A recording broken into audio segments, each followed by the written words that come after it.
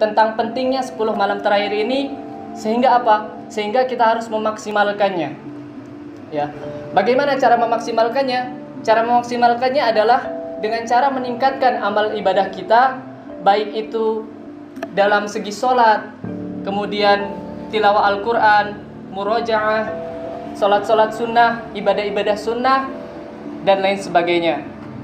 Dan pada kesempatan kali ini saya akan menyampaikan beberapa tips and trick bagaimana cara memaksimalkan 10 hari terakhir di bulan Ramadan ini. Adapun yang pertama adalah kita harus bisa menjaga jarak dari handphone. Nah, kenapa? Karena handphone ini adalah penyakit yang paling utama. Sedikit-sedikit scroll, ya. Itu kebiasaan orang yang suka main HP, ya. Sombong banget, kayak data selulernya itu nggak habis-habis gitu ya. Coba kalau kita bayangkan ketika kita scroll media sosial, itu udah sampai bawah, nanti ada lagi notifikasi terbaru, udah sampai bawah nanti ada lagi yang baru, dan seterusnya kayak gitu terus. Kalau kita ikutin nggak akan selesai.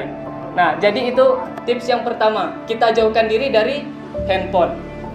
Lalu kemudian tips yang kedua adalah kita harus bisa menjaga jarak dengan kasur. Kasur ini termasuk penyakit yang berbahaya, ya. Kalau di 10 malam terakhir ini kita harus bisa mengatakan kepada kasur kita, wahai kasur, kita LDR dulu ya.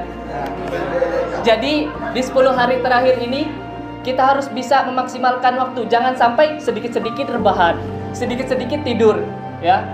Kita ini beda-beda dikit sama zaman Rasulullah. Kalau Rasulullah dan sahabat itu tidurnya sedikit, dan kalau kita sedikit-sedikit tidur, ya. Jangan sampai kita di sini di 10 hari terakhir ini kebanyakan tidur. Nauzubillah summa nauzubillah. Ya, kemudian tips yang ketiga. Yang ketiga yaitu kita harus bisa memanfaatkan waktu kita. Kita harus bisa memanajemen waktu kita. Bagaimana caranya? Caranya adalah kita harus memaksimalkan waktu. Kita harus taat dengan waktu. Ketika waktunya tidur, ya tidur. Ketika waktunya qailullah, ya qailullah. Jangan sampai ketika waktunya kita murojaah, kita qailullah. Ketika kita waktunya tidur, masih ngobrol, masih main HP.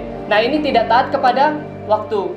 Kalau kita sendiri tidak memanfaatkan waktu dengan baik, maka kita akan menjadi orang yang merugi.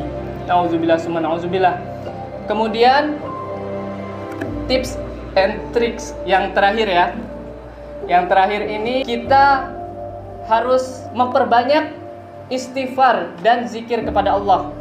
Karena apa? Istighfar dan zikir ini walaupun sepele, walaupun ringan diucapkan, namun insya Allah besar dampaknya bagi diri kita. Coba kita ketika kita sedang nganggur gitu ya, ketika kita sedang tidak ngapa-ngapain, coba kita istighfar. Astagfirullahaladzim, astagfirullahaladzim. Pasti hati kita akan merasa tenang, hati kita akan merasa tentram. Karena apa? Karena istighfar ini bisa menghapus dosa-dosa yang ada pada diri kita. Ketika kita beristighfar, dosa-dosa kita berguguran.